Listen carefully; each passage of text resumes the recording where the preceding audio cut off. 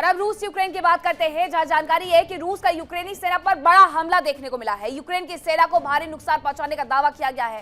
Krasnoyarsk में grade MLRS से हमला किया गया है। ज़पोरिज़िया में रॉकेट से यूक्रेनी सेना को नुकसान पहुंचाया गया है। एक बार फिर से आपको खबर बता देते हैं कि रूस का यूक्रेन की सेना पर यह बड़ा हमला देखने को मिला है, जिसमें यूक्रेन की सेना को भारी नुकसान का दावा भी यूक्रेन को लेकर के ये रशिया दावा करते हुए नजर आ रहा है कि उसने क्रास्नोयार्स्क में एक बड़ा हमला किया है और इसके लिए बाकायदा ग्रेड MLRS का इस्तेमाल किया गया है। रॉकेट से यूक्रेनी सेना को नुकसान पहुंचाया गया है। यह हमले की तस्वीरें जरा देख लीजिए कि किस तरीके से यह हमला किया गया और उसके बाद कहां पर यह नुकसान हुआ है। ये जो सैटेलाइट तस्वीरें आती है वो सब कुछ बयां कर देती है कि रशिया का हमला कितना बड़ा था और उसके साथ साथ यूक्रेन का नुकसान कितना बड़ा था। अब यूक्रेन का नुकसान हुआ है, ये तस्वीरें ये बता रही थी। ये तस्वीरें ये गवाही देती है कि किस तरीके से रशिया की तरफ से जो हमला किया गया उसमें यूक्रेन में जगह जगह तबाही के निशान देखे गए हैं। और इस तबाही के बीच में दावा यह किया जा रहा है रशिया की तरफ से, रूस की तरफ से, कि यूक्रेन को उसने भारी नुकसान पहुंचा दिया है। और सीधी सी बात है कि जब इतनी बड़ी आर्टिलरी का इस्तेमाल अगर किया जाएगा तो नुकसान होगा, और ये नुकसान हुआ है, बहुत ज्यादा नुकसान हुआ है। और दूसरी खबर यह है कि खार्किव में यूक्रेनी सेना का ड्रोन अटैक देखने को मिला है। यह खार्किव में यूक्रेनी सेना का ड्रोन अटैक देखने को मिला है और खार्किव को लेकर के रशिया यह चाहता है कि यह उसका हो जाए पूरी तरीके से। रूस की सेना का टैंक तबाह करने का दावा यहां पर किया गया है। तबाह करने का जो दावा किया गया है उसके साथ साथ यह भी बताया गया कि FPV कामिकाज ड्रोन से यह हमला किया गया है और यहां पर एक बड़ा नुकसान कर दिया गया। इसके साथ ही दो खबरें हैं कि एक तरफ हमला क्रास्नोयार्स्क में हुआ है और बड़ा नुकसान पहुंचाया गया है रशिया की तरफ से यूक्रेन की सेना को, यूक्रेन के ठिकानों को। तो वही खार्किव को लेकर के भी यूक्रेन इसी तरीके से, यूक्रेन में अभी इसी तरीके से रशिया की तरफ से अटैक किए जा रहे हैं। ड्रोन अटैक किया गया है, रूस की सेना का टैंक पूरी तरीके से तबाह कर दिया गया है। FPV कामिकाज ड्रोन का इस्तेमाल इसमें बाकायदा किया गया है ताकि इस जगह को तबाही से भर दिया जाए। खार्किव पर पूरी तरीके से जो अधिकार है वो रूस अपना चाहता है, इसलिए खार्किव को बार बार निशाना भी बनाता है। रूस से यूक्रेन युद्ध को 4 साल पूरे हो रहे हैं 22 फरवरी को। हर गुजरता दिन यूक्रेन में तबाही की नई दास्तां लिख रहा है और अब यूक्रेन में तबाही से यूरोप भी टेंशन में है। उसे अपनी सुरक्षा की चिंता सताने लगी है क्योंकि यूरोप लगातार इस युद्ध में मदद यूक्रेन को पहुंचा रहा है।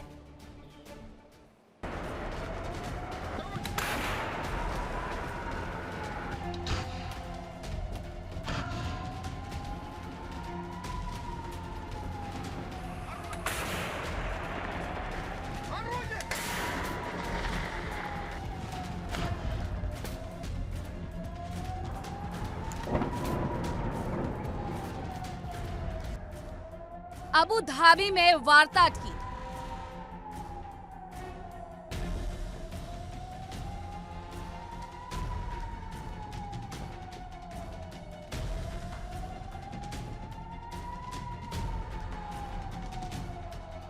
डोनबास में बात नहीं बनी।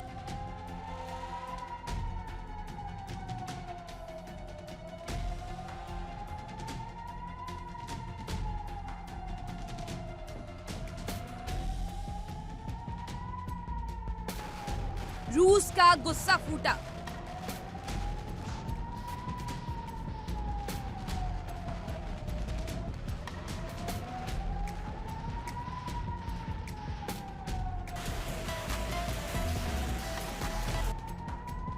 अबू धाबी में वार्ता का ठोस नतीजा नहीं निकला।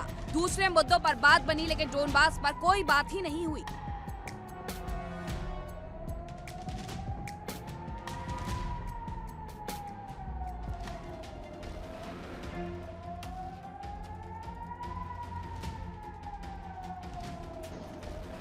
जाहिर है कि इस नतीजे ने पुतिन को मौका दे दिया और अब यूक्रेन में इसका ट्रेलर भी दिखने लगा है। ज़पोरिज़िया में भीषण बमबारी हुई और वो अंधेरे में डूब गया। डोनेट्स्क में रूस ने सैन्य तैनाती बढ़ा दी है। कीव से लवीव तक ड्रोन से हमले हुए। कई जगह लोग अंडरग्राउंड शेल्टर में रहने को मजबूर हो गए।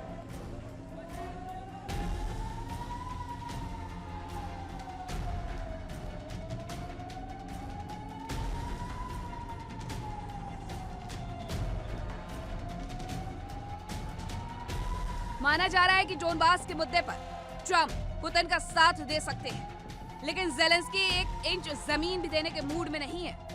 ऐसे में उम्मीद है कि डोनबास के मुद्दे पर नए सिरे से बातचीत शुरू हो सकती है और इसे लेकर अमेरिका यूरोप पर दबाव भी बना सकता है। माना जा रहा है कि ट्रंप रूस पर लगे प्रतिबंध हटा सकते हैं।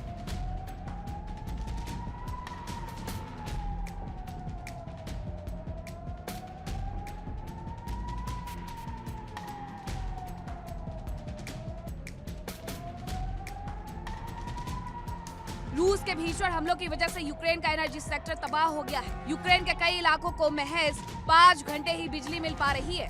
कई जगह तो कंप्लीट ब्लैकआउट हो गया है।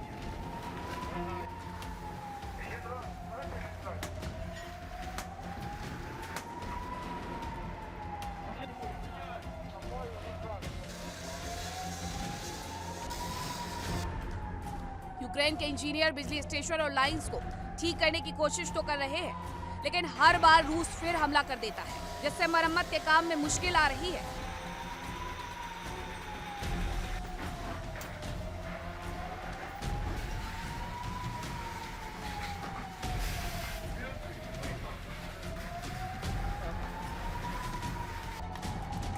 हालांकि यूक्रेन भी रूस पर जबरदस्त अटैक कर रहा है। यूक्रेन की मिसाइलें और ड्रोन रूस पर कहर बनकर टूट रहे हैं। यूक्रेनी आर्मी ने बेलगोरोद में एक इन्फेंट्री के ऑयल टैंकर को निशाना बनाया, जबकि रोस्टोव में ऑयल पंप स्टेशन और कुश्क में गैस रिफाइनरी पर हमला किया गया, जबकि ब्रियांस्क में एक पावर स्टेशन पर अटैक किया गया।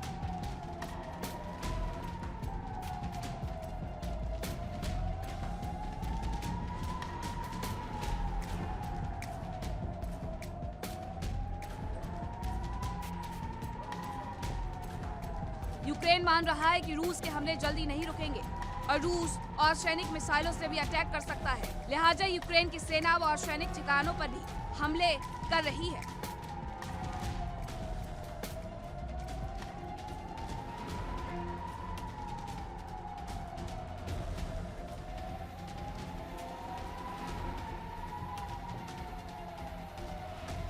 यूक्रेन को पिछले करीब 4 साल से यूरोप मदद कर रहा है।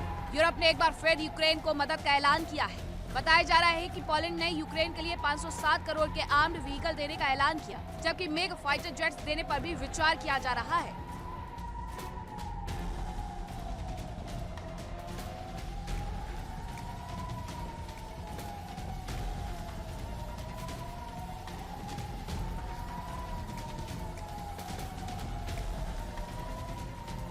फिनलैंड यूक्रेन के लिए 460 करोड़ का हथियार पैकेज देने जा रहा है। इसके अलावा स्वीडन भी 1070 करोड़ रुपए का हथियारों का पैकेज देने जा रहा है।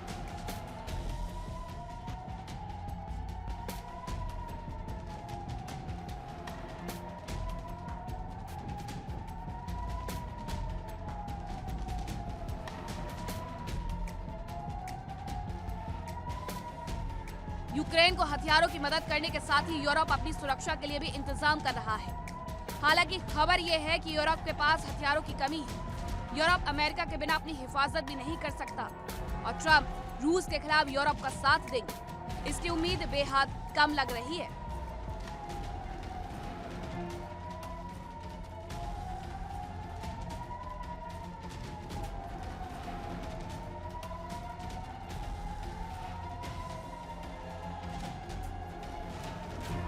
आशंका है कि यूक्रेन के बाद अगले कुछ दिनों में ही रूस यूरोप के कुछ और देशों पर कब्जा कर सकता है।